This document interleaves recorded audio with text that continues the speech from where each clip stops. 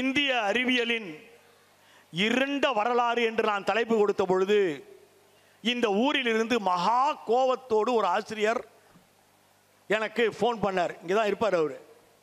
அது என்ன இருண்ட வரலாறு? என்ன சார், வரலாறு எப்படி இருண்டு போகும்? வரலாறு இருண்டு போகும் என்பதற்கு தற்கால உதாரணம் பிரக்யா யாதவ். பிரக்யா யாதவ் பேரை சொன்னதும் நீங்கள் கைத்தட்டி இருக்க வேண்டும். ஆனால் தட்டவில்லை. காரணம், அவர் யார் என்று நமக்கு தெரியாது. பிரக்யா யாதவ் யார் என்று யாருக்காவது தெரியுமா? யாருக்காவது தெரிந்தால் தயவு செய்து கை தூக்குங்கள். இந்திய விஞ்ஞானிகளை எப்படியெல்லாம் பிரிட்டிஷ்காரர்கள் இருட்டடிப்பு செய்தார்கள் என்பதில் இருந்துதான் நாம இப்ப இருட்டடிப்பு செய்யறோம்ல, இந்த மனம் நமக்கு வந்தது.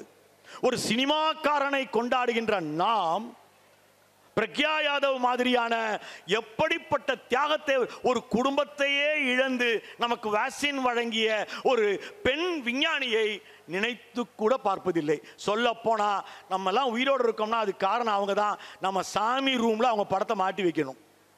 ஆனால் நமக்கு அதுல தயக்கம் இருக்கிறது. நம்ம சாமி அறை வரை நடிகன் வந்து விட்டான், ஆனால் நமக்கு தயக்கம். அதனால்தான் குழந்தைகளிடம் நான் செல்கின்றேன். ஏனென்றால் நாம் தவறிவிட்டோம். அந்த சந்ததியை காப்பாற்ற வேண்டும். ராமனை அழைத்த அரசாங்கம் சொன்னது, ரவீந்திரநாத் தாகூர் 1913 நோபல் பரிசு பெற்றார். அவர் நோபல் பரிசு பெற நேரில் செல்லவில்லை. CV ராமன் அவர்களே, நீங்களும் நேரில் செல்ல வேண்டாம். எங்கள் பிரிட்டிஷ் அரசாங்கத்திற்கு அது மிகப்பெரிய சிக்கலை கொடுக்கும். நீங்கள் இங்கே இருங்கள், உங்களுக்கு தபாலில் அனுப்புவார்கள் என்று சொன்னார். அப்போது the Indian Association of Cultivation of Science India முழுவதும் கூட்டங்கள் நடத்தியது. ராமனை கப்பலில் எப்படியாவது நார்வேவுக்கு அனுப்பி அந்த விருதை பெற வைக்க வேண்டும் என்று துடித்தது. இந்தியா முழுவதும் துண்டேந்தி பணம் வசூல் பண்ணாங்க. சென்னையில் அப்படி துண்டேந்தி பணம் ரூபா 1 ரூபா 2 ரூபான்னு வசூல் செய்த அந்த மாபெரும் அறிஞரின் பெயர் சிந்தனை சிற்பி சிங்காரவேலர். இந்தியா முழுவதும் அதை செய்தார்கள். பணத்தை திரட்டி ராமனை அனுப்பினார்கள். ராமன் அங்கு சென்று விருது பெறப் போகிறார். இன்று வரையில் பார்த்திருக்கிறீர்களா? CV ராமன் நோபல் பரிசு பெறும் ஒரு புகைப்படம் கூட எடுக்கப்படவில்லை. ஒரு புகைப்படம் கூட எடுக்கப்படவில்லை. அப்படி அவமானப்படுத்தினார்கள். நீங்கள் உரையாற்றக்கூடாது என்று அறிவித்தார்கள்.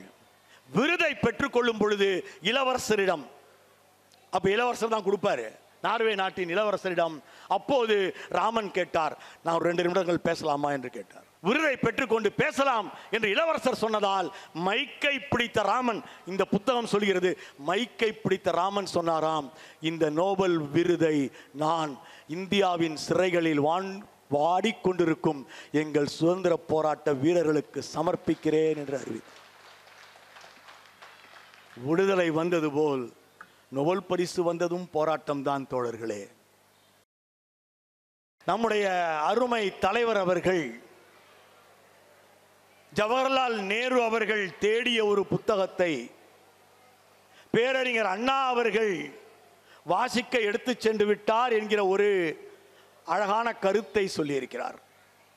த ஃபியூச்சர் ஆஃப் மேன் என்று H.G. வெல்ஸ் எழுதிய புத்தகம் தான் அது.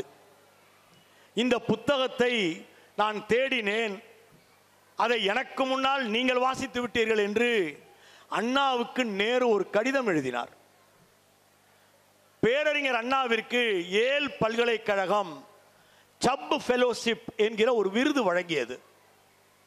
இந்த விருதுக்கு இந்தியாவில் இருந்து தேர்வு பெற்ற ஒரே மனிதர் பேரறிஞர் அண்ணா தான். இந்த விருது யாருக்கெல்லாம் வழங்கப்படுகிறது என்றால், மிக அதிகமான புத்தகங்களை நேசிக்கின்ற நேசர்களுக்கு வழங்கப்படுகிறது. 1962 இந்த விருதை அண்ணா பெறுகிறார் என்று கேள்விப்பட்டு ஒரு கடிதத்தை நேரு அண்ணாவுக்கு எழுதுகிறார்.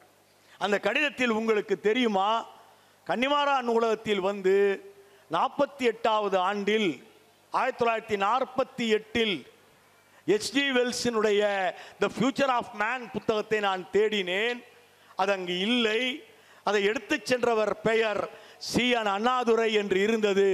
உண்மையிலேயே இந்த விருது உங்களுக்கு பொருத்தமானது என்று ஒரு பாராட்டு கடிதத்தை நேரு அவர்கள் அண்ணாவுக்கு எழுதினார் என்று தலைவரோட உரையில் ஒரு வாளை ஒட்டி வைக்கிறேன். அன்பு தோழர்களே, என்னுடைய இன்றைய உரையை நான் 2 பேருக்கு சமர்ப்பிக்கிறேன். ஒருவரின் பெயர் மதிப்பிற்குரிய பிரக்யா யாதவ். இந்திய அறிவியலின் இருண்ட வரலாறு என்று நான் தலைப்பு கொடுத்த பொழுது இந்த ஊரில் இருந்து மகா கோபத்தோடு ஒரு ஆசிரியர் எனக்கு ஃபோன் பண்ணார். இங்கே தான் இருப்பார் அவர். அது என்ன இருண்ட வரலாறு? என்ன சார், வரலாறு எப்படி இருண்டு போகும்? வரலாறு இருண்டு போகும் என்பதற்கு தற்கால உதாரணம் பிரக்யா யாதவ். பிரக்யா யாதவ் பேரை சொன்னதும் நீங்கள் கைத்தட்டி இருக்க வேண்டும். ஆனால் தட்டவில்லை. காரணம், அவர் யார் என்று நமக்கு தெரியாது. பிரக்யா யாதவ் யார் என்று யாருக்காவது தெரியுமா? யாருக்காவது தெரிந்தால் தயவு செய்து கை தூக்குங்கள்.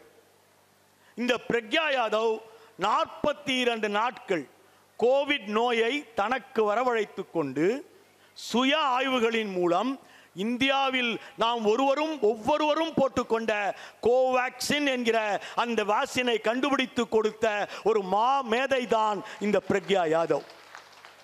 இப்போது சொல்லுங்கள், இந்தியாவின் அறிவியல் வரலாறு இருண்ட வரலாறு அல்லவா? இதை ஏன் நாம் குழந்தைகளிடம் எடுத்து செல்ல மாட்டேன் என்று சொல்கிறோம்? ஒரு ராக்கெட் அனுப்பினால் பாராட்டும் நாம், ஒரு வேக்சின் கண்டுபிடித்து நாம் அனைவரும் இங்கு உட்கார்ந்திருப்பதற்கு காரணமாக இருந்தவரை ஏன் கொண்டாட மறுக்கிறோம்? இதிலிருந்து நான் தொடங்குறேன். இன்னொரு அருமையான பெண்மணி, அவர் பெயர் ஞானேஸ்வரி காட்கே. அவருக்கும் இந்த உரையை சமர்ப்பிக்கிறேன். அவருக்கு ஏன் சமர்ப்பிக்கிறேன் கடைசியில் சொல்றேன்.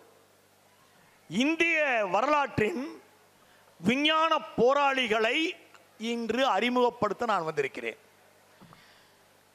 இவர்களை பற்றிய புத்தகங்களோடு நான் அறிமுகப்படுத்துவேன். தி சயின்டிபிக் சூஃபி என்று ஒரு புத்தகம். இந்த புத்தகத்தை எழுதியவர் மெஹர் வான் என்கின்ற ஒரு சீன அறிஞர். சீன அறிஞர் எழுதிய அந்த புத்தகம் the life and times of Jagadish Chandra Bose. Jagadish Chandra Bose வாழ்க்கையை பற்றி ஒரு சீன அறிஞர் எழுதியிருக்கிறார். இந்த புத்தகத்தில் ஜெகதீஷ் சந்திர போஸின் போராட்டத்தை அவர் பதிவு செய்திருக்கிறார். ஆரம்பத்தில் இருந்தே போராட்டம் தான். இந்திய விஞ்ஞானிகளை எப்படியெல்லாம் பிரிட்டிஷ்காரர்கள் இருட்டடிப்பு செய்தார்கள் என்பதில் இருந்துதான் நாம இப்ப இருட்டடிப்பு செய்யறோம்ல, இந்த மனம் நமக்கு வந்தது. ஒரு சினிமாக்காரனை கொண்டாடுகின்ற நாம் பிரக்யா யாதவ் மாதிரியான எப்படிப்பட்ட தியாகத்தை, ஒரு குடும்பத்தையே இழந்து நமக்கு வேக்சின் வழங்கிய ஒரு பெண் விஞ்ஞானியை நினைத்து கூட பார்ப்பதில்லை. சொல்ல போனா நம்ம எல்லாம் உயிரோடு இருக்கோம்னா அது காரணம் அவங்க தான். நம்ம சாமி ரூம்ல அவங்க படத்தை மாட்டி வைக்கணும். ஆனால் நமக்கு அதுல தயக்கம் இருக்கிறது. நம்ம சாமி அறை வரை நடிகன் வந்து விட்டான். ஆனால் நமக்கு அதனால்தான் குழந்தைகளிடம் நான் செல்கின்றேன். ஏனென்றால் நாம் தவறிவிட்டோம். அந்த சந்ததியை காப்பாற்ற வேண்டும். ஜெகதீஷ் சந்திர போஸ் கல்லூரி படித்தது சென்ட் சேவியர் கல்லூரி, கொல்கத்தா. ஃபர்ஸ்ட் பிரைஸ் வாங்கிறார் சார். எல்லா பாடத்திலும் சென்டம் வாங்கி ஃபர்ஸ்ட் பிளேஸ் எடுத்துடுறாரு. ஆனா சில்வர் மெடல் அனௌன்ஸ் பண்றாங்க. அனௌன்ஸ் பண்ணிட்டு கோல்டு மெடல்ல செகண்ட் பிரைஸ் வாங்கினவனுக்கு தர போறாங்க. அவன் ஒரு வெள்ளைக்கார சிறுவன். இந்த இடத்தை நம்ம ஆளுங்க யாரும் எழுதல, சீன அறிஞர் பதிவு செய்கிறார். அப்போ என்ன பண்றாரு ஜெகதீஷ் சந்திர போஸ்? விழா நடக்கிற இந்த மாதிரி ஒரு இடத்துல விழா நடந்துட்டு இருக்கு, வெளியில புல்வெளியில் உட்கார்ந்து தர்ணா செய்கிறார். எனக்கு தங்கப்பதக்கம் தான் வழங்கப்பட வேண்டும் என்று தர்ணா செய்கிறார்.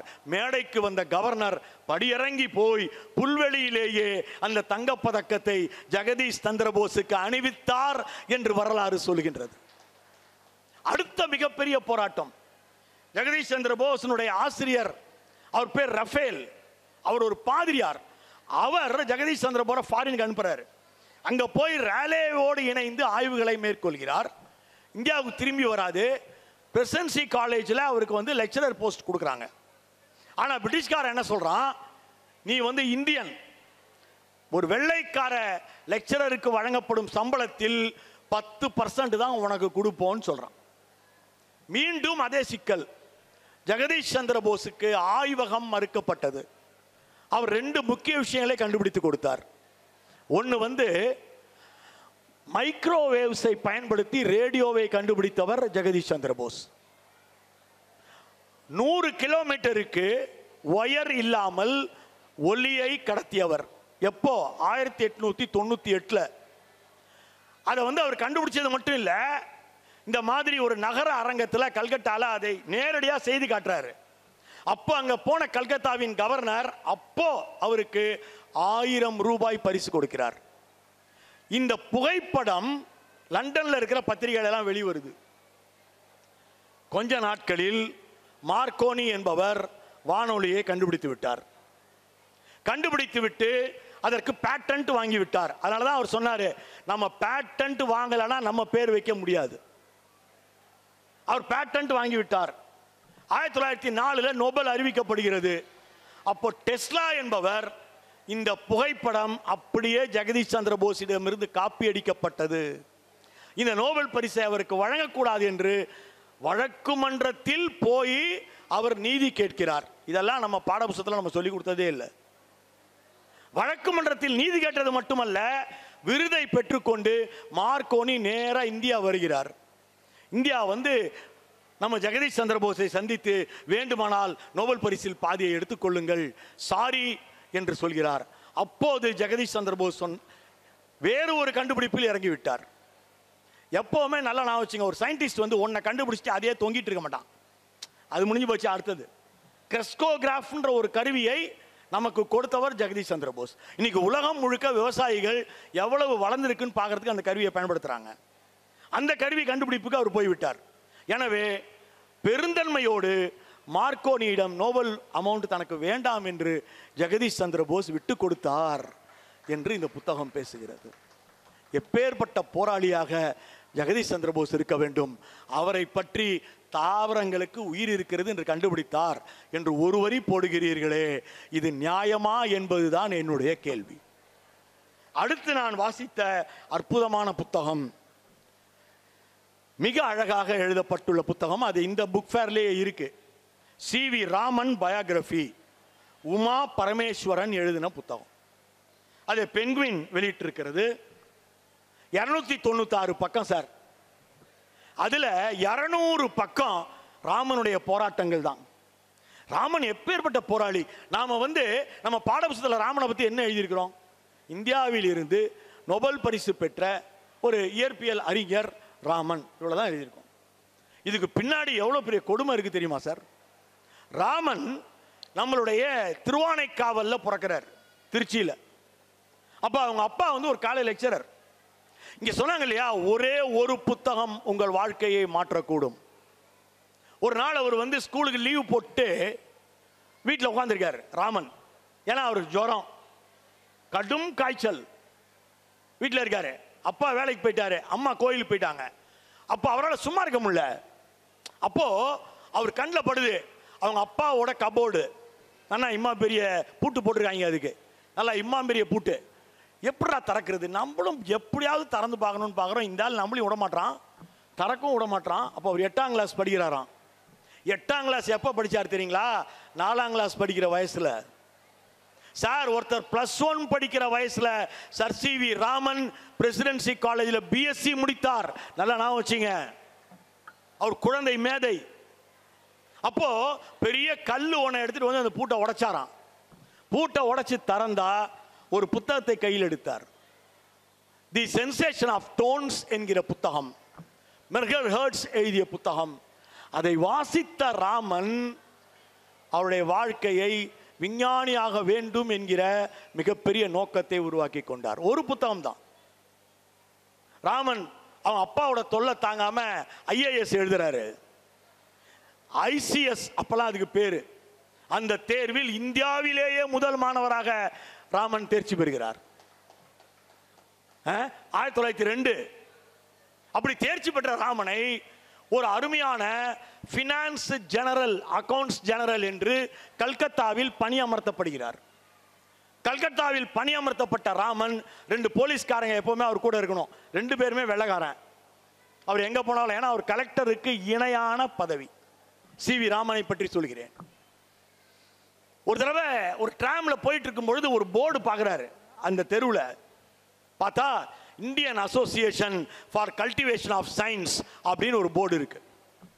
அந்த போர்டை பார்த்த ராமன் வண்டியை நிறுத்துங்கிறார், இறங்குகிறார். நேரம் அந்த போர்டு கிட்ட போய் நிற்கிறாரு. அதை பூட்டி சீல் வச்சிருக்காங்க. அப்போ இந்த 2 பேரையும் காவலாளியை பார்த்து இது ஏன் சீல் வச்சிருக்கீங்கன்னு கேட்குறாரு. சார், இங்கே சயின்ஸை டிஸ்கஸ் பண்ணுறோம்ட்டு எங்களுடைய பிரிட்டிஷ் அரசாங்கத்திற்கு எதிராக சதி நடக்கிறது என்று செய்தி வந்தது, அதனால் இதற்கு சீல் வைத்திருக்கிறோம் என்று சொல்கிறார்கள். மகேந்திரலால் சர்க்கார் என்கிற ஒரு மருத்துவர் இருக்கிறார். அவர்தான் இந்த அமைப்பை உருவாக்கி இருக்கிறார். இங்கே சதி நடக்கிறதுன்னு சொன்ன அப்ப ராமன் கேட்டாரு, இந்த பூட்டை உடைப்பதற்கு எனக்கு உரிமை இருக்கிறதா என்று கேட்டார். ராமன் உடைக்க போகும் 2வது பூட்டு. முதல் பூட்டு அவங்க அப்பாவுடைய அலமாரி, 2வது பூட்டு இது. உரிமை இருக்கிறது, ஆனால் அதுக்கு நீங்க ஒரு ஆர்டர் போடணுங்கிறான். பக்கத்தில் இருந்த பொட்டி கடையிலேருந்து ஒரு வெள்ளை பேப்பரை வாங்கிட்டு வந்து அங்கேயே உட்காந்து எழுதினாராம் ராமன். இந்த வரலாறு சொல்கிறது, இந்த புத்தகம் சொல்கிறது. எழுதி அப்படியே அந்த ஆர்டரில் கையெழுத்து போட்டு கொடுத்துட்டு சீலை உடைக்கிறார். உள்ளே போகும் பொழுது மகேந்திரலால் சர்க்காரினுடைய பையன் வந்து விட்டார். அப்போ ஒரு ரூம்குள்ள போனா ஆய்வக கருவிகள் உள்ளன, ஆனால் உள்ள யாருமே இல்லை. ராமன் அவர்களிடம் கேட்கிறார், தினமும் மாலை பொழுதில் என்னுடைய ஓய்வு நேரத்தில் நான் இங்கே வந்து ஆய்வுகள் செய்யலாமா என்று கேட்கிறார். சரி என்று ஒப்புக்கொள்கிறார்கள். அன்பு நண்பர்களே, ராமன் விளைவை ராமன் கண்டுபிடித்தது வெள்ளைக்காரன் கட்டி கொடுத்த ஆய்வகத்தில் இல்லை. The Indian Association for Cultivation of Science என்று இந்தியர்களுக்காகவே உருவாக்கப்பட்ட அந்த ஆய்வகத்தில் தான் ராமன் விளைவு கண்டுபிடிக்கப்பட்டது என்பதை நான் பதிவு செய்கிறேன். அவர் ஏதோ செய்கிறார் என்பதை பிரிட்டிஷ் அரசாங்கம் கண்டுபிடித்து விட்டது. ஒரே வருடத்தில் ராமனை 3 முறை டிரான்ஸ்ஃபர் செஞ்சாங்க. அவங்கள்ட்ட இருந்த ஒரே பவர் அதுதான். ஊர் ஊரா போன ராமன் ஒரு கட்டத்தில் நொந்து போய் இந்திய அறிவியலுக்காக தன் IAS பதவியை ராஜினாமா செய்கிறார். இந்த புத்தகம் சொல்கிறது.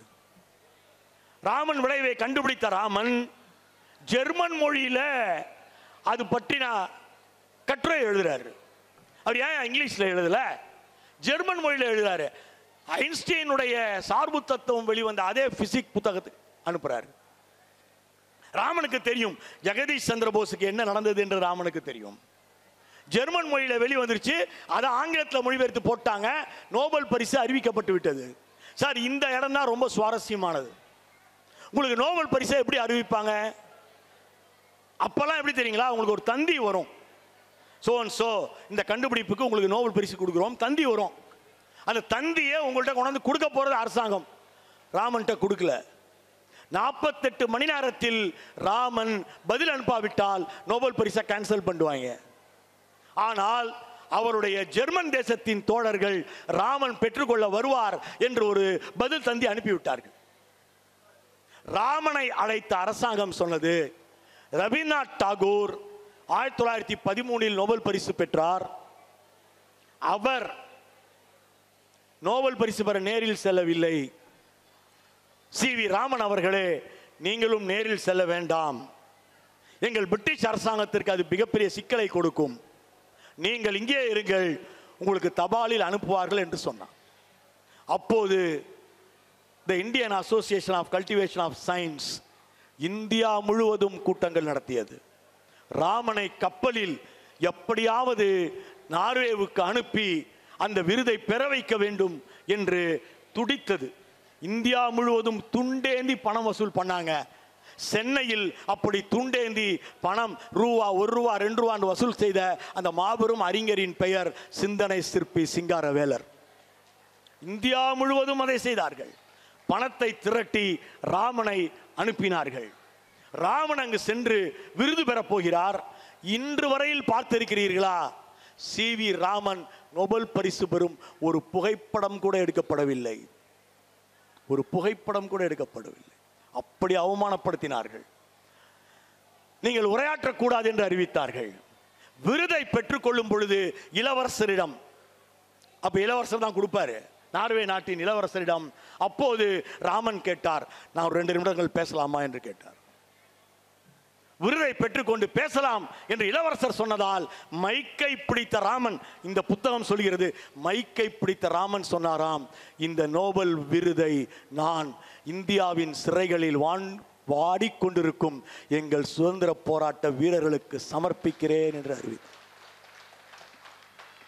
விடுதலை வந்தது போல் நோபல் பரிசு வந்ததும் போராட்டம் தான் தோழர்களே. இன்னொரு அற்புத போராளியின் பெயர் மெக்னாட் சாகா. சாகா வரம் பெற்ற மாபெரும் அறிஞன் சாகா. இந்த சாகா அயனைசேஷன் ஃபார்முலா என்கின்ற ஒன்றை கண்டுபிடித்தான் 1925. இது அது கண்டுபிடிக்கப்பட்ட 100வது ஆண்டு. ஆனால் நாம் அதை கொண்டாட தவறுகின்றோம். பல்கலைக்கழகங்கள் அதை கொண்டாடவில்லை, மாணவர்களிடம் அதை எடுத்துச் செல்லவில்லை. மெக்னாட் சாகா எவ்வளவு பெரிய போராளி! அவன் டாக்காக்கு பக்கத்தில் Meghnad Saha his life science politics Pranav Nayak எழுதிய புத்தகம். இந்த புத்தகத்தில் இருந்து தான் நான் பேசிக் கொண்டிருக்கிறேன். ஒவ்வொரு அறிவியல் அறிஞரையும் அவர் கொடுத்த புத்தகத்தோடு நான் அறிமுகப்படுத்துகிறேன். அந்த புத்தகத்தை நீங்கள் வாங்கலாம்.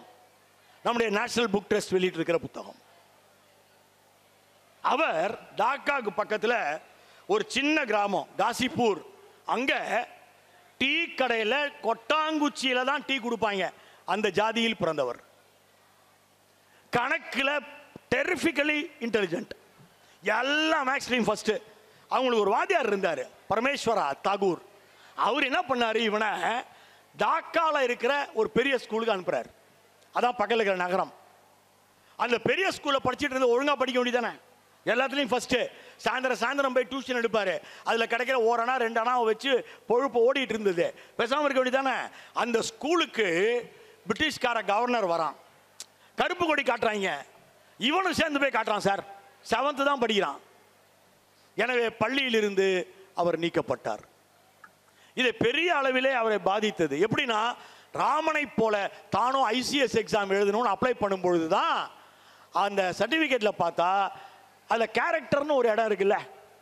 இப்போ கூட கான்டாக்ட் சர்டிஃபிகேட் குழந்தைங்களுக்கு நாங்கள் கொடுத்துட்ருக்கோம். அநியாயம் சார். நான் ஒரு ஹெட் மாஸ்டர். குழந்தைங்களுக்கு கான்டாக்ட் சர்டிஃபிகேட் கொடுக்குறதுலாம் எங்களுக்கு எந்த தகுதியும் கிடையாது சார். நாங்கள் கொடுத்துட்ருக்கோம் கான்டாக்ட் சர்டிஃபிகேட். TNPSC எக்ஸாம் ஒரு கேரக்டர் சர்டிஃபிகேட் வாங்கிட்டு வாங்குறோம். இப்போ அப்படி ஆகிப்போச்சு சார். இது கூட டாஸ்மாக் காலம்.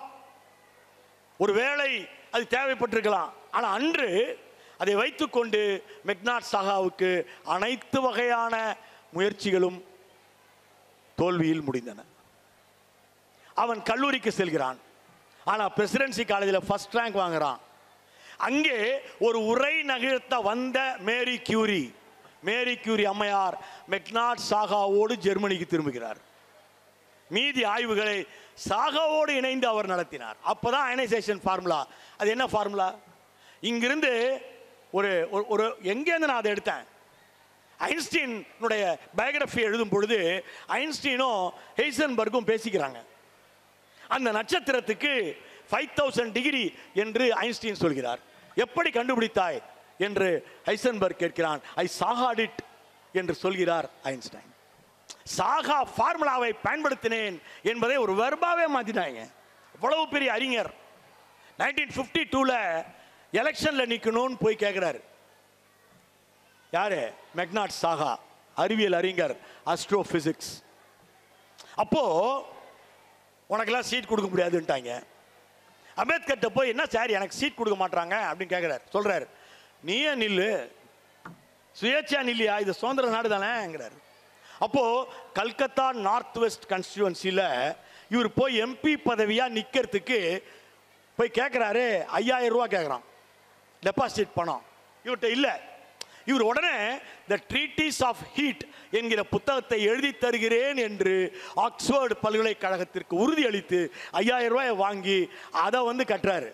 சார், MP-யாக நின்று வெற்றி பெற்றார் மெக்னாட் சாகா. தேர்தலில் நின்று வெற்றி பெற்று பாராளுமன்றம் சென்ற உலகத்தின் முதல் விஞ்ஞானி மெக்னாட் சாகா தான். 5 ஆண்டு திட்டங்கள் அனைத்தையும் வகுத்தவர். அற்புதம். அந்த பேரறிஞனை பற்றி இந்த நூற்றாண்டு நடக்கின்ற நேரத்தில் குழந்தைகளுக்கு நாம் சொல்ல வேண்டும். அவர்கள் பாடப்புத்தகத்தில் இணைக்க வேண்டும். இந்த போராட்டங்களை அவர்களும் அறிய வேண்டும். அடுத்த போராளி சிசிர் குமார் மித்ரா. சிசிர் குமார் மித்ரா இல்லைனா இன்னைக்கு இஸ்ரோவே இல்லை. சிசிர்குமார் மித்ரா இல்லை என்றால் இன்று இந்திய சாதனைகள் எதுவுமே ரொம்ப ரொம்ப கஷ்டங்க. ஒரு 50 வருஷம் தள்ளி போயிருக்கும். இவர் 9 வயசா இருக்கும் பொழுதே அட்மாஸ்பியர் கனவு காண ஆரம்பித்தார். எப்படின்னா, அவர் சொன்னார் இல்லையா, டீச்சர் தான் ஒரு ஆசிரியர் நினைத்தால் மாறிடுவான். அருமையான ஒரு கேள்வி கேட்டார். ஏன்பா அந்த குழந்தை செத்ததுக்கு அப்புறம் வாத்தியார் என்ன ஆனாங்கன்னு ஒரு புக் எழுதக்கூடாதான்னு கேட்டார். அந்த குழந்தை இறந்த பிறகு அந்த ஆசிரியர் என்ன ஆனார்? இப்படி ஆயிஷாவாக வந்து உங்கள் முன்னால் நின்று கொண்டிருக்கிறார். நான் தான் அந்த ஆசிரியர் என்பதை இந்த அரங்கத்தில் பகிரங்கமாக ஒப்புக்கொள்கிறேன். இப்போது வரை ஆயிஷாவுக்காக நான் எழுதி கொண்டே இருக்கிறேன். அதனால்தான் ஆயிஷாவின் ஆசிரியர் நடராசன் என்று என் பெயரே ஆயிஷா நடராஜன் என்ற பொழுது நான் ஒப்புக்கொண்டேன். தோழர்களே, நான் PhD முடித்தவன். ஆனால் நான் டாக்டர் நடராசன் என்று அழைத்துக் கொள்ளவில்லை, ஆயிஷா நடராஜன் என்று தான் என்னை அழைத்துக் கொள்கிறேன். புத்தகங்களுக்கு இருக்கின்ற பலம் வேறு எதற்கும் இல்லை. சிசிர்குமார் மித்ராவை ஒரு கூடக்குள்ள வச்சு பெரிய பலூன் செஞ்சு அவங்க சயின்ஸ் டீச்சர் எக்ஸ்பெரிமெண்ட்ல வானத்துக்கு அனுப்பிட்டாங்க சார். என்கிட்ட கேட்காம ஏன் அனுப்பிச்சாரு? அவங்க அம்மா வந்து சத்தம் போடுறாங்க. அப்ப சிசிர்குமார் மித்ரா மேல இருந்து போ, நீ விடு போன்றார். இந்த காட்சியை யஷ்பால் பதிவு செய்கிறார். யஷ்பாலோட நான் நிறைய சுத்தி இருக்கேன். நாங்க வந்து 2005ஆம் ஆண்டுக்கான மத்திய அரசுக்கு வந்து நேஷனல் கரிக்குலம் ஃப்ரேம்வொர்க் உருவாக்கி கொடுத்தோம். அப்போ யஷ்பாலோட நான் எங்கே பார்த்தாலும் போயிருக்கேன். யஷ்பால் ஒரு மிகப்பெரிய சயின்டிஸ்ட். யஷ்பால்கிட்ட ஒரு மாணவன் கேட்டான், சார் நான் படிக்கிறது எதுவுமே ஞாபகத்தில் இருக்க மாட்டேங்குது சார், ஏன் சார்னு கேட்டான். ஒரே வரியில் யஷ்பால் பதில் சொன்னார், நான் பல பக்கங்கள் எழுதுவேன். அதுக்கு நான் பார்த்தீங்கன்னா அது மாதிரி அந்த ஒரு கேள்வி கேட்டிங்கன்னா நான் ஒரு புக் எழுதிடுவேன். யஷ்பால் ஒரே வரியில் பதில் சொன்னார், புரிந்து கொண்டு படிக்கும் எதுவும் மறக்காது என்று பதில் சொன்னார் யஷ்பால். Simple answer. நீ மனப்பாடம் பண்ண போறியா? மறந்து போகுது. புரிந்து கொண்டு படிக்கும் எதுவும் மறக்காது. இந்த சிசிர்குமார் மித்ரா இப்படியே வளர்ந்தவர் பல நாடுகளுக்கு சென்று ஆராய்ச்சிலாம் பண்ணார். தி அப்பர் அட்மாஸ்பியர்னு ஒரு புக் எழுதினார் சார். தி அப்பர் அட்மாஸ்பியர்னு ஒரு புக் எழுதினார். பிரிட்டிஷ் அரசாங்கம் அந்த புத்தகத்தை வெளியிட தடை விதித்தது. ஏன்னா உங்களுக்கு என்ன தெரியுங்களா, எதுனாலும் நாங்கள் செய்யணும், நீ வேடிக்கை பார். உன் படிப்பு நாங்கள் என்ன பேர் வச்சுக்கிறோம்? முதல்ல எஜுகேஷன்னே பேர் கிடையாது சார், பப்ளிக் இன்ஸ்ட்ரக்ஷன் தான் பேர். மெட்ராஸில் இருக்கிற அந்த கல்வி வளாகத்துக்கு என்ன பேர்? DPI, department of public instruction. Sir, நாங்கள் கொடுப்பது போதனை, கல்வி அல்ல. நாங்கள் உங்களுக்கு கொடுத்தது போதனை. நான் கொடுக்கறத மனப்பாடம் பண்ணி டெஸ்ட் எழுது, எப்படி கருவியை இயக்கணும்னு கற்றுக்கடா, கருவியை கண்டுபிடிக்கிறது ஏன் வேலை. இதான் சார் பிரிட்டிஷ்கார எஜுகேஷனு. அதனால சிசிர்குமார் மித்ராவோட புக்கை வெளியிட முடியல. ஆனால் பிரெஞ்சு மொழியில் அதை வந்து டி புரோக்லி மொழிபெயர்த்துட்டாரு. டி புரோக்லி மொழிபெயர்த்ததை எப்போ ரஷ்யன் மொழியில் மொழிபெயர்த்தாங்கன்னே தெரியாது. ஆனால் 1957 சார் ஸ்புட்னிக் வானத்துக்கு போன பிறகு ஒரு பேட்டி கொடுக்குறாங்க ரஷ்ய விஞ்ஞானிகள்லாம் உட்காந்து. ஸ்புட்னிக் தான் உலகத்தின் முதல் சேட்டலைட். 1957 அந்த பேட்டி கொடுக்கும் பொழுது அந்த விஞ்ஞானிகள் என்ன சொல்றான், எங்களுக்கு எஸ்கே மித்ரா எழுதின அப்பர் அட்மாஸ்பியர் புக்கு ரொம்ப யூஸ்ஃபுல்லா இருந்தது அப்படின்னு ஒரு வரி சொல்றான். இந்த செய்தியை நேரு படிக்கிறார். சார், நேரு தனித்துவம் மிக்கவர் சார், அதில் சந்தேகமே கிடையாது. தனித்துவம் மிக்க மாமனிதர் நேரு, அது சந்தேகமே கிடையாது. நமக்கு நிறைய கிரிட்டிக்ஸ், எங்களுக்கு கிரிட்டிசிசம் நிறைய இருக்கலாம், ஆனால் அதை படித்த உடனே எங்கேயா அந்த எஸ்கே மித்ரா கூப்பிடியா அப்படின்னு நேராக கொண்டு வந்து தான் டேபிளில் உட்கார வச்சிட்டார். 3 நாள் கழிச்சு தான் கிடைச்சாரு மிஸ்ரா. அவர் ஒரு ஒரு ஒரு ஹையர் செகண்டரி ஸ்கூலு அப்போ இருந்த அந்த PUC சிஸ்டத்தில் வாத்தியாராக இருக்கார் சார். இழுத்துன்னு வந்து நேரு முன்னாடி உட்கார வைக்கிறாங்க. அப்போ நேரு நாட்டுக்கு என்ன செய்ய வேண்டும் கேட்டார். நமக்கு முதல்ல ஸ்பேஸ் டெக்னாலஜிக்கு ஒரு டிபார்ட்மெண்ட் வேண்டும் என்று கேட்டார் எஸ்கே மித்ரா. அப்படி உருவானது தான் space technology department. SK Mitra தான் நம்முடைய அறிஞர்களை தேர்வு செய்தவர். விக்ரம் சாராபாயை யார் தேர்வு செய்தது? எஸ்கே மித்ரா. எஸ்கே மித்ரா இல்லை என்றால் இன்றைக்கு இஸ்ரோ இல்லை. ஆனால் அவரை பற்றி நாம் என்ன குழந்தைகளுக்கு சொல்லிக் கொடுக்கிறோம்? ஒரு பெண் அறிஞர் சார், நான் வந்து ரொம்ப நாளாக யோசிச்ச ஒரு விஷயம் இது. ஒரு பெண் அறிஞர். நம்ம நாட்டில் பெண்கள் எப்போ கல்லூரி போனாங்க தெரியுமா உங்களுக்கு? பெண்கள் சயின்ஸ் படிக்கவே முடியாது சார், சான்ஸே இல்லை. பெண்கள் வந்து என்ன படிக்கலான்னு ஒரு காங்கிரஸ் மாநாட்டில் அறிவிக்கிறானுங்க. தையல் சொல்லிக் கொடு, சமையல் சொல்லிக் கொடு, வீட்டு பராமரிப்பை சொல்லிக் கொடு அப்படின்னு காங்கிரஸ் மாநாட்டில் சொல்றாங்க சார். அவ்வளவுதான் நமக்கு அப்பெல்லாம் அறிவு. அப்போ இந்தியாவில் முதல்ல எம்எஸ்சி பிசிக்ஸ் முடித்த மாபெரும் பெண்மணி தான் நான் சொல்லுகின்ற பீபா சௌத்ரி. இந்த பீபா சௌத்ரிக்கு முன்னாடி ஃபர்ஸ்ட் காலேஜில் போய் பிஎஸ்சி படிச்சவங்கள ஞாபகப்படுத்தணுமா இல்லையா? அவங்க பேர் தான் ரமாபாய். பாம்பேல ஒரு காலேஜ் இருக்கு சார். அந்த கல்லூரியின் பெயர் வில்சன் காலேஜ். அந்த காலேஜில் இந்த அம்மா என்ன செய்யுது, வேணும்னே பியூசி படிச்சு முடிச்சுட்டு பிஎஸ்சி பிசிக்ஸ் படிக்கணும்னு அப்ளை பண்ணுது 1899. அப்போ இந்த அம்மா ஒரு லேடின்னு தெரியாம ரமா பாய் அப்படின்னு பார்த்த உடனே இந்த அம்மாவுக்கு வந்து ஒரு இன்டர்வியூ கார்டு அனுப்பிச்சிடுறானுங்க சார். இந்த அம்மா அதை எடுத்துக்கிட்டு காலேஜில் தனக்கு இடம் கிடைச்சிருச்சு அப்படின்ட்டு முயற்சி பண்ணுது. முதல் முயற்சி, ரெண்டாவது முயற்சி, மூணாவது முயற்சி, எல்லா முயற்சியும் தோல்வி. ஏன்னா ஒரு அமைப்பு அறிவிக்குது, நீ மட்டும் காலேஜுக்குள்ள நுழைஞ்சினா மண்ணெண்ணெயை ஊற்றி கொளுத்திடுவோன்னு அறிவிக்குது. அப்படிப்பட்ட நாடு இந்த சீரழிந்த நாடு. அவ்வளவு மூட நம்பிக்கை. அந்த அம்மா நடந்து போகுது சார். ஃபைனலா நான் போயே தீர்வேன்னு போகுது. பின்னாடியே அந்த கும்பல் ஒடியாருது. கிடைச்சா கொண்டுடுவாங்க அப்படிங்கிற நிலைமையில ஒரு பில்டிங்குள்ள ஓடுது. இது என்ன அருமையான கதை தெரியுமா உங்களுக்கு? அற்புதமான கதை. இதை ஒவ்வொரு குழந்தைக்கும் நம்ம சொல்லணும். ஒரு பில்டிங்குள்ள ஓடிச்சு. அந்த பில்டிங்குள்ள வராம அவங்க தயங்கி வெளியே நிக்கிறாங்க. ஏன்டா அவங்க தயங்கி நிக்கிறாங்கன்னு திரும்பி பார்க்குது. பார்த்தா அது கோர்ட்டு, பாம்பே ஹைகோர்ட். பாம்பே ஹைகோர்ட்ல ஒரு வழக்கு நடந்துகிட்டு இருக்கு. அந்த வழக்கு நடக்கிற இடத்துக்குள்ள ஓடி போயிடுச்சு அந்த பொண்ணு. போய் நின்று வேர்த்து கொட்டுது, மூச்சு வாங்குது. அங்க ராணடே என்பவர் ஜட்ஜா உட்கார்ந்திருக்காரு. இந்த ராணடே அழைக்கிறார். என்ன ஆச்சுன்னு கேட்கிறாரு. அந்த பெண் அவரோட உண்மையை சொல்கிறாள். ஐயா, என் பெயர் ரமாபாய். நான் வில்சன் கல்லூரியில் அறிவியல் படிப்பதற்கு அப்ளை பண்ண, கிடைச்சிருச்சு. என்ன போக விட மாட்டேங்கிறாங்க. நான் இந்த கேட்டை விட்டு தாண்டினா மண்ணெண்ணை ஊற்றி கொளுத்திடுவாங்க. அந்த கும்பலில் என் சகோதரரும் இருக்கிறார். நல்லா யோசிச்சு பாருங்க, எத்தனை பெரிய போராட்டம். அப்ப ராணடே சார், அவன் எவ்வளவு பெரிய கில்லாடி. ராணடே அந்த பொண்ணை பக்கத்தில் அழைத்தான். இதற்கு நான் தீர்வு சொல்கிறேன், சொல்லுங்கள் ஐயா, என்னை திருமணம் செய்து கொள் அப்படிங்கிறான். சரின்னு அந்த பொண்ணு சொல்லுது. ஆன் த ஸ்பாட் அங்கேயே கோர்ட்ல அந்த பொண்ணுக்கு தாலியை கட்டுறான். என்னோடு வா, கையை பிடிச்சி இழுத்துட்டு போறான். ஜீப்ல உட்கார வைக்கிறான். நேரா வில்சன் காலேஜ் போறான். படியை விட்டு இறங்குறான். பொண்ணை பக்கத்தில் இறக்குறான். இது இந்த நீதி அரசர் ராணடேவின் மனைவி. இவள் இங்கு கல்வி கற்பாள், தொட்டு பாருங்கள் என்று அறிவிக்கிறான் ராணடே. அப்படித்தான் இந்தியாவில் முதல் பெண்மணி அறிவியல் கற்பதற்கு கல்லூரி செல்கிறார். இப்ப நம்ம பீபா சௌத்ரி போலாம் தைரியமா. இந்த பீபா சௌத்ரி ஃபர்ஸ்ட் எம்எஸ்சி முடிச்சவங்க. பிஎஸ்சி முடிச்சது ரமாபாய் ராணடே. எம்எஸ்சி முடிச்சது பீபா சௌத்ரி. எம்எஸ்சி முடிச்ச பீபா சௌத்ரிக்கு ஒரு லக் அடிக்குது. ஒரு நோபல் அறிஞர், இந்த நோபல் அறிஞர் இந்தியாவுக்கு வரார். அவர் பேர் கிளாரிடா ஏதோ ஒரு வின்சென்ட் ராம். அவரு கிளாஸ் இங்க வந்து நடத்தும் பொழுது ஃபர்ஸ்ட் ரோல உட்கார்ந்து இருந்த பீபா சௌத்ரி நோட்ஸ் எடுக்கிறாங்க. கடைசி நாள் அந்த நோட்டை அப்படியே மொத்தமாக எடுத்துட்டு போய் அந்த அறிஞர்கிட்ட கொடுக்குறாங்க. அவர் பார்த்து அசந்து போனார். ரொம்ப நன்றிமா அப்படின்னு சொல்லிட்டு மான்செஸ்டருக்கு திரும்பிய அவர் அங்கே வந்து ஆய்வு செய்வதற்கு பீபா சௌத்ரியை அழைக்கிறார். பீபா சௌத்ரி மான்செஸ்டர் போயிட்டாங்க. பீபா சௌத்ரிகிட்ட என்ன ஒரு ஸ்பெஷாலிட்டி உங்களுக்கு தெரியுமா?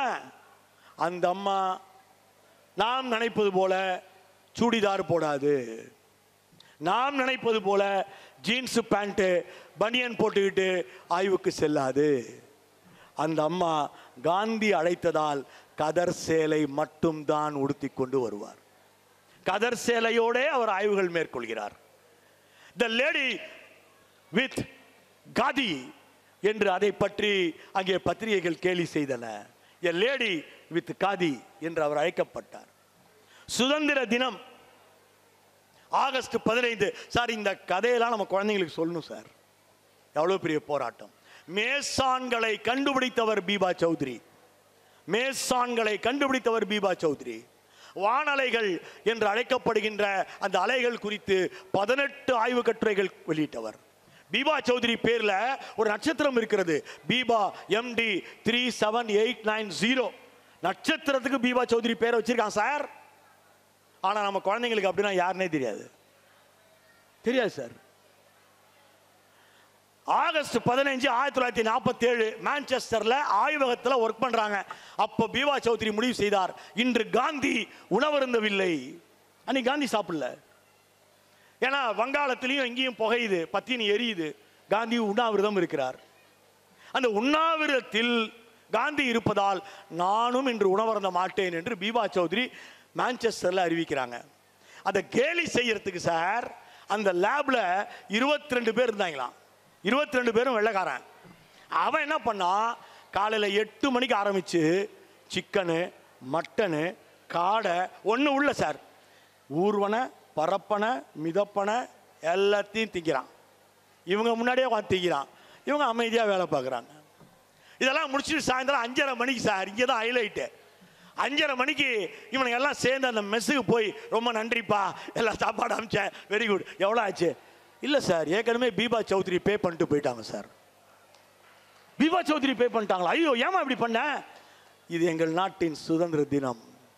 இந்த தினத்தில் நான் உங்களுக்கு வைத்த விருந்துதான் அது என்று எடுத்துக்கொள்ளுங்கள் என்று அறிவிக்கணும்னா என்ன ஒரு தைரியம் இருக்கணும்.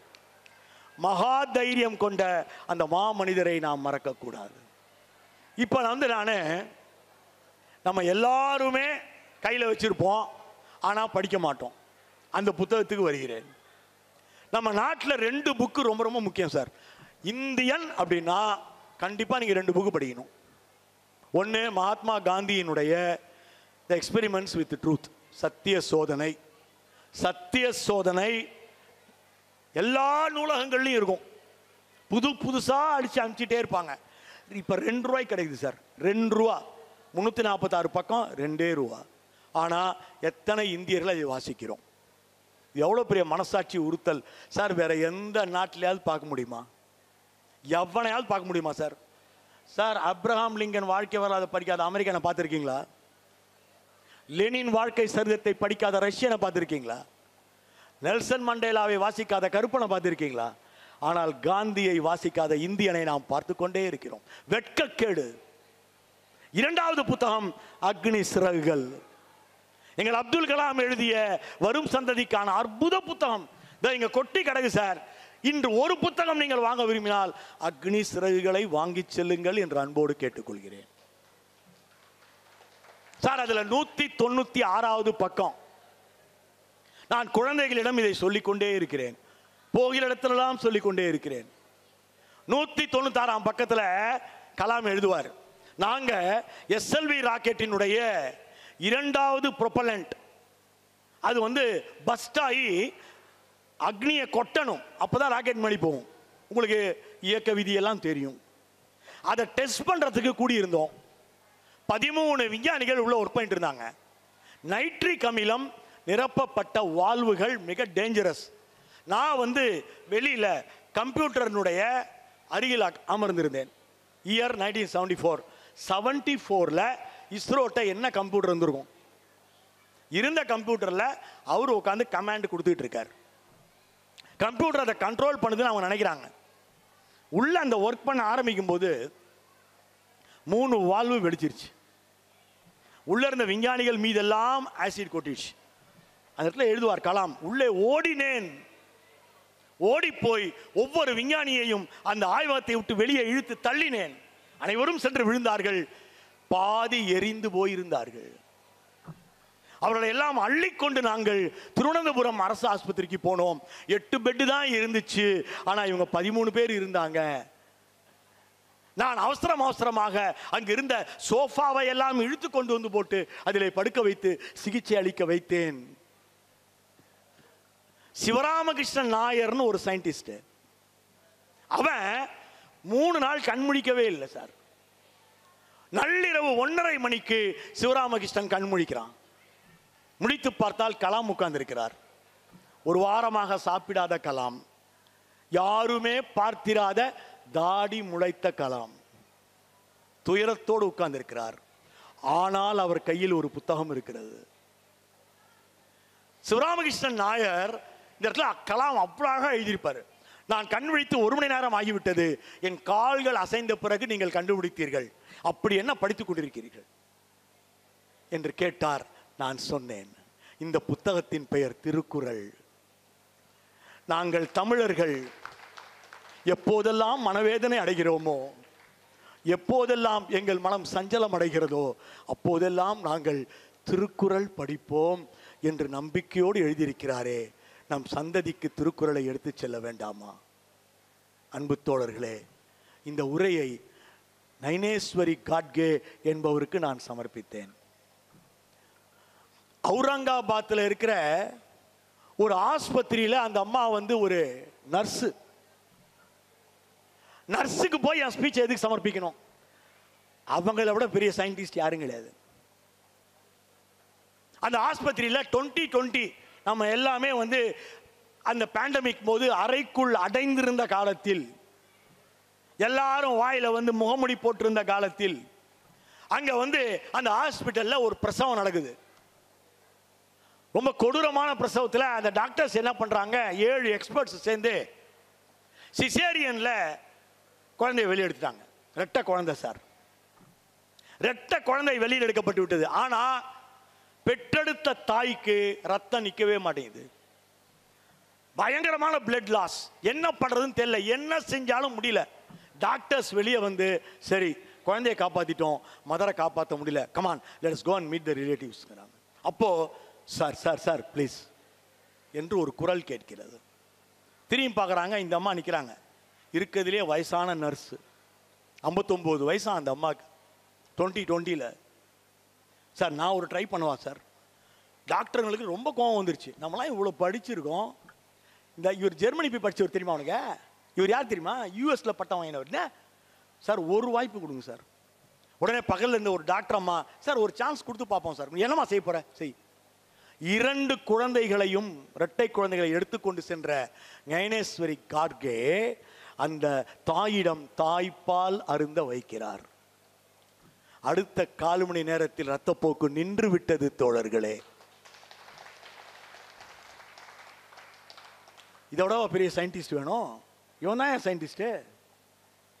அப்போ ஒரு வாரம் கழிச்சு பார்த்தீங்கன்னா யூடியூப் சேனல்லேருந்து எல்லாரும் பேட்டி எடுக்கிறான் இந்த அம்மாவை. இந்த அம்மாட்ட கேட்குறாங்க, எப்படிங்க நீங்கள் மட்டும் ஏங்க அத்தனை படித்தவனால முள்ள நீங்கள் எப்படி? இல்லை இல்லை அதெல்லாம் இல்லை, நீங்கள் சொல்லுங்கள். சின்ன வயசுலேருந்தே நாங்கள் வீட்டில் நிறைய புக்கு படிப்போம், புத்தகம் வாசிப்போம். ஞானேஸ்வரி தேவின்னு ஒரு வங்காள நூலாசிரியர் இருக்காங்க. அவங்களுடைய ஆரண்ய அதிகாரம்னு ஒரு நாவல் இருக்கு. அதில் நடுக்காட்டில் போகிறப்போ ஒருத்தங்களுக்கு குழந்தை பிறந்துடும், ரத்தமே நிற்காது. அப்போ ஒரு வயசான அம்மா தாய்ப்பால் அருந்த வைப்பாங்க, ரத்தம் நின்றுடும். நான் வாசித்தது எனக்கு ஞாபகம் வந்துச்சு, செஞ்சு பார்த்தேன், நிஜமாவே அப்படி ஆயிடுச்சுங்க. படித்து வாங்கும் பட்டங்கள் வேறு, படிப்பு வேறு, வாசிப்பு வேறு. வாசிப்பே வெல்லும். நன்றி தாராபுரம்.